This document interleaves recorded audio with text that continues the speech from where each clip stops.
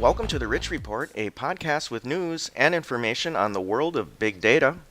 Today, my guest is from a company called Koality. We have the co-founder and COO of the company, Jordan Potter. Jordan, welcome to the show today.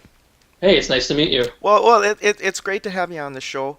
What I thought we'd do is have you go through your slides and do a Q&A at the end. But before we do that, how did Koality get started?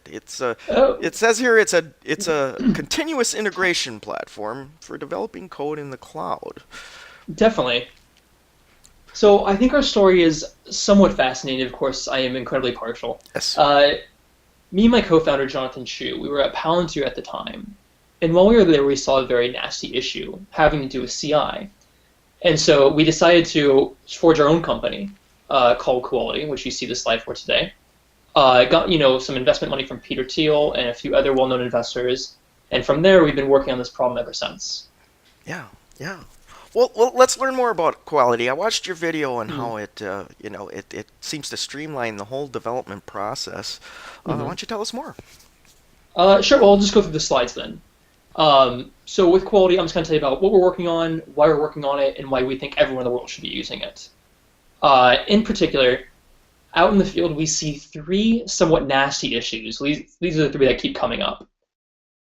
One is that your development environment or your testing environment doesn't emulate your production environment well enough, and that tests might pass locally, fail on production, and vice versa. This creates some of the most nasty and costly bugs in the field. Alongside that is long test suites. So at Palantir, our fast tests took it was like 10 minutes or so, 15 minutes.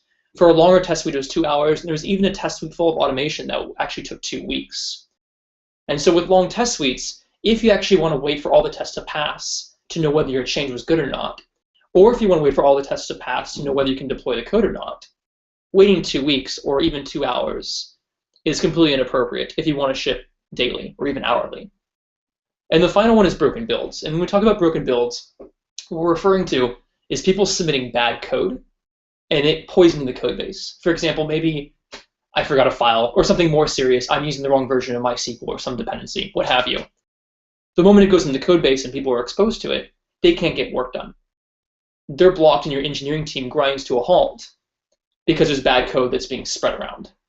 And so for us, looking at the big companies like Google and Facebook that are very conscious of this issue, very cognizant about how to solve these problems, for us, we synonymize solving these problems with success. And so if it's cool, I'm just going to show you a very quick demo of Quality. And while showing you the demo of Quality, talk about what we're doing, why we're doing it, and why it's so important.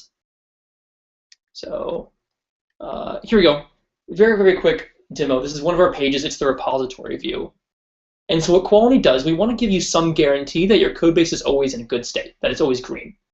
And so to pull that off, Quality actually runs before your repository. And so what I mean by that is if you push a change, Quality intercepts it and verifies it before we actually let it in. And so moving right along, Jonathan submitted a change. This, by the way, is a demo, so it's a demo change and such. But he pushed a change. The first thing we do is actually pull down the code. So we support Git or Mercurial. In the future, other version control systems, but these seem to be the very, very popular ones. So we intercept changes through Git or Mercurial, put it in a limbo state, a branch or what have you, and from there, pull down the code to all the virtual machines that will be spawning and leveraging during verification. And so for some companies, they want 10 times parallelization, some want 50, some want 100, whatever it is. You specify the cloud that we're going to utilize. We spin up virtual machines and take them down as needed for the process of verification. So we just finished pulling down the code. Now we go to a provision step. The intuition here is, as I mentioned before, make your test environment as similar to your production environment as possible. So the provision step is all about setup, whether that means installing languages, installing dependencies.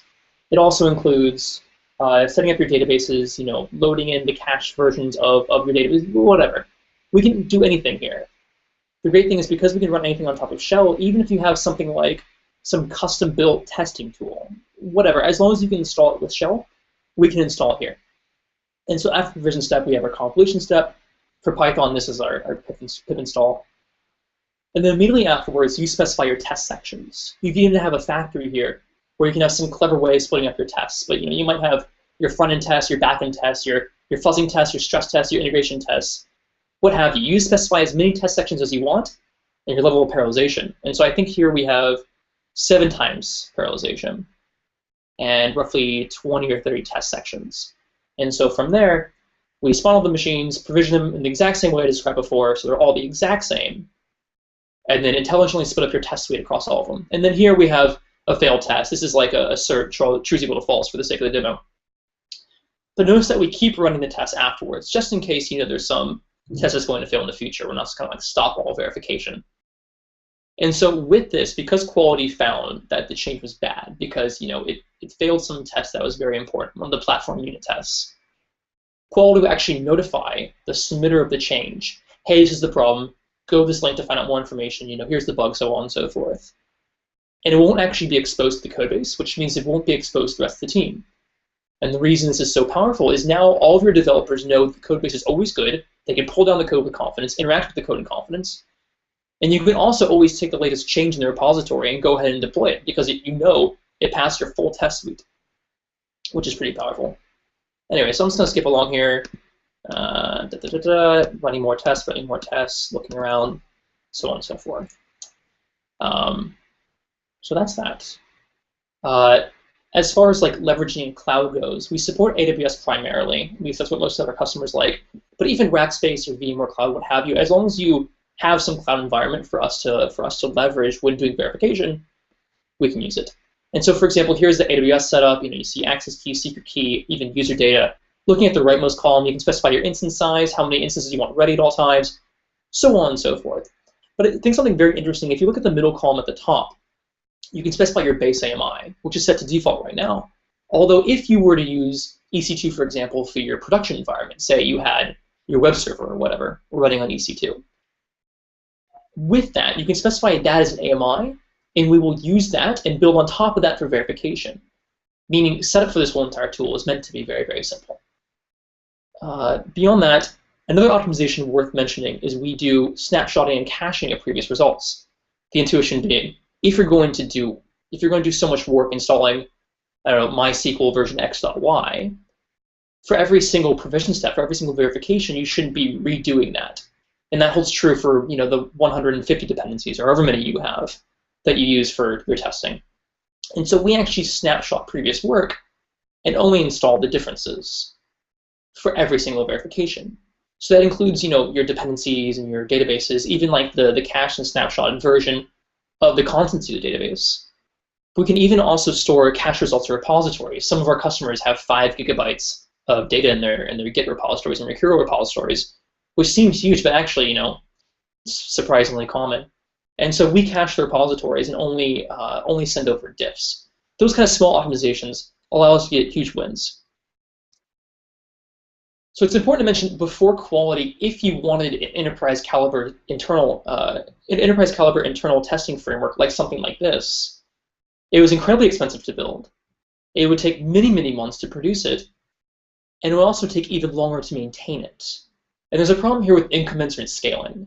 Your code base is going to grow, right? You're gonna completely conquer the world with your product. Your code base is gonna grow, but that also means that your testing solution needs to grow with it, which requires maintenance. It's incredibly difficult to do. And if you're a Google or a Facebook, you can throw millions of dollars at this problem. You can have office complexes to solve this problem in particular. But if you're any company smaller, you want your engineers working on the problem that your company works on. And so for that reason, we have quite a few awesome companies using Koality right now.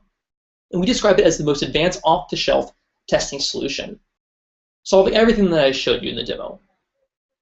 In an ideal world, if you want an enterprise caliber testing solution, all you should do is download it, install it, spend a percentage of the time setting it up, and then it should be able to grow and maintain itself. You no longer need some wizard that you hire that's going to do all the maintenance and have some kind of profound, crazy knowledge about your system. It should be so simple anyone can maintain it, anyone can change it. And for my last slide, we have 2 really interesting case studies. For one of our customers, they had 80 minutes worth of tests. We brought it down to 6 minutes, which is huge. And the second one of our customers had roughly 40 build breaks a month. And because they use Koality, because they put Koality in front of the repository for verification, we actually brought that down to 0. So developers are no longer blocking developers. And of course, when developers don't block developers, QA is not blocked on developers, releases aren't blocked on QA, so on and so forth. Anyway, that's all I got. Koality, you can check us out at koalitycode.com, so on. Well, thanks for that. But first question comes to mind is how do you guys make your money on this? Is it a subscription or how's it work? Good question. So we charge per seat. Yeah. Yes. We also have different tiers depending on your needs, whether it be different parallelization needs, whether you need GitHub Enterprise support, for example, whether you need some crazy support with some internal tool, what have you. We have Enterprise tier, and we also have a few other tiers depending on your parallelization needs. Yeah. And you mentioned AWS, of course, but what about private clouds? Wouldn't this apply there as well? Totally. What we found, at least for the customers that we're tackling right now, Yeah. and any customer smaller, it seems that everyone's very, very comfortable with EC2 and actually enjoy the fact that they can very quickly spin up and take down machines as needed in EC2.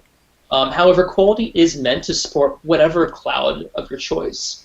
So, for example, VMware Cloud is a great example of an internal cloud infrastructure, and Koality is meant to work with that as well. Yeah. And now, is there an open source component to this as well, or no? There's been a lot of discussion about that. Yeah. Currently, there is no open source component, although there are a lot of candidates in our code base that would be great for open source. Yeah. Something we always have to keep in mind, open sourcing something takes quite a bit of work. Right. As far as like support and maintenance and kind of like, leading a community. So we're looking to grow a little bit before we actually venture into doing something like that. Yeah. But it's definitely on the table. And then from a business standpoint, is there a partner strategy you have? Because it seems to me this would be something to really, if I had a competitor to AWS, it'd be something to bundle with it that I could really differentiate with. I'm glad you mentioned that. So we have spoken to a lot of providers about them just shipping with Koality or supporting Koality as like a first-class application, I guess. Although nothing's set in stone yet. Yeah. But there's definitely be conversations for sure. Okay, well, like kind of a wrap up here. I mean, you described kind of the process of just download and try it. Is it that easy? Is it just there's a binary and you just I bring it onto my system and set it up and see if it's right? I will go ahead and mention something very, very important when it comes to Koality, and the main differentiator is that we run behind the firewall, is what we like to say. So what we mean by that is we ship you the code. You run the code in your cloud. The intuition being, if you're a software engineering company, your code is your lifeblood. Yeah. You don't want to like ship it off to some hosted solution. You want it to run within you, right? Yes. And so for that reason, when you download Koality, yes, you download the program, you run it, so on and so forth. How we are typically doing it, we usually ship you a virtual machine image, which has everything already installed, and that virtual machine image is responsible for, leveraging your cloud and spawning virtual machines, taking them down, so on and so forth. But yes, if you're interested in using the product, please visit koalitycode.com. As of right now, we are slowly rolling people onto the system. And by slowly, I mean actually a lot of people per week, but it's maintained. So please visit. All you do is request a license key. We'll get back to you within the day. And we would love to see you use the product. Well, terrific. This looks like a fantastic way to boost productivity when developing for the cloud.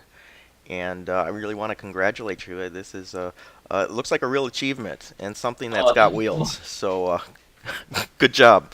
Well, we love this community. We love software engineers. And anything that makes other software engineers more effective, whether you're working on self-driving cars or medical robotics, whatever it may be, we believe engineers are the world's builders. We're the ones that are making the world a smaller place, a more elaborate place, a more comprehensive place, a better place overall. And so if we can support you in whatever it is that you love doing, whatever you're passionate about, we're totally down. Yeah. And if you could get rid of that timer so I'm not sitting here waiting for a little hourglass for days or weeks, you'll be a superstar. So great. Well, thank you so much. All right, man. Well, hey, thanks again. And that's it for the Rich Report, folks. We'll be back with more news and information on the world of big data.